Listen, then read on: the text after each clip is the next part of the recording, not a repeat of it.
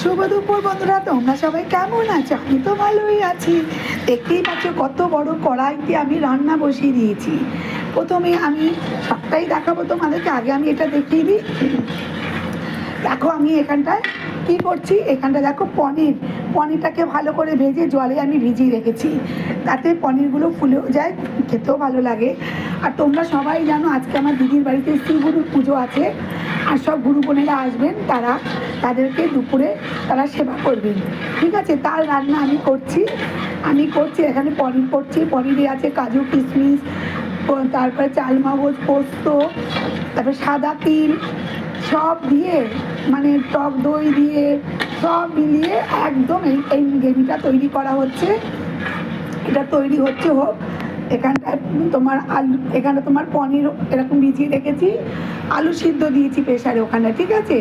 সেটাও তাই বলবো কেন প্রেশারে আলু সিদ্ধ দিয়েছি, চলো দেখতে থাকো। দেখো আমি ওখানে সবটাই দেখালাম, আর এখানে দেখো আমি এখানে ডাল করেছি, মটর ডাল করেছি, তোমাদের পুরোটাই দেখাবো বন্ধুরা। এই দেখো মটর ডাল, দেখো একদম সর্ষের ফোড়ন দিয়ে, এই দেখো জলপাই দিয়ে মটর ডাল করেছি, অসাধারণ। সবাই জানো টক ডাল খেতে তো ভীষণ ভালো লাগে, আমি টক ডালও করেছি। এই দেখো এখানেও রয়েছে, এটা আর কী করছি না, ঘাটছি না, ঠিক আছে?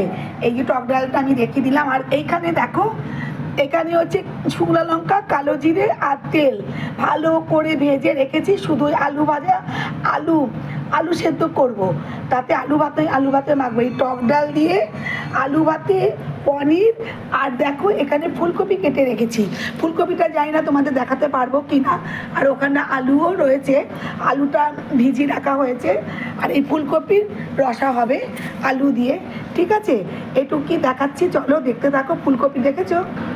এই দেখো এই প্রেশারে আলু আমি দুইবার তিনবার করে আমি এই প্রেশারে সিটি দিচ্ছি, কারণ ছোট প্রেশার এই আলুটা সেদ্ধ করছি শুধু তোমার আলু ভাতে মাখবো বলে।